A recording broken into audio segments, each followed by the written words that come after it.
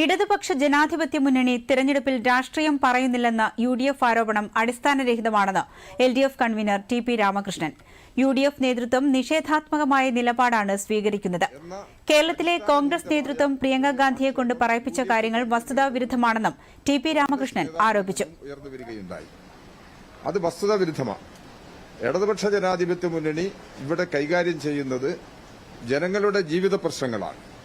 ജനങ്ങളുടെ ജീവിത പ്രശ്നങ്ങൾക്ക് പരിഹാരം കാണുന്നതിനു വേണ്ടിയുള്ള ഗവൺമെന്റ് നടപടികളാണ് ജനങ്ങളുടെ മുമ്പിൽ ഫലപ്രദമായി അവതരിപ്പിക്കുന്നത്.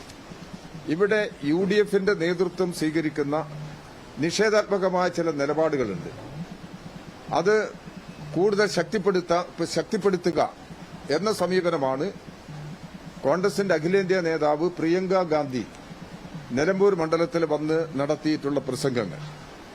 നിലമ്പൂരിലെ കോൺഗ്രസിന്റെ നേതൃത്വം അല്ലെങ്കിൽ ഇവിടുത്തെ കേരളത്തിലെ യുഡിഎഫിന്റെ നേതൃത്വം, പ്രത്യേകിച്ച് കോൺഗ്രസിന്റെ നേതൃത്വം പ്രിയങ്ക ഗാന്ധിയെ കൊണ്ട് പറയിപ്പിച്ച ചില കാര്യങ്ങളുണ്ട്. അത് വസ്തുതയ്ക്ക് നിരക്കുന്നതല്ല. അവരിവിടെ ഉന്നയിച്ച ഒരു പ്രശ്നം, പെൻഷൻ കൊടുക്കുന്നത്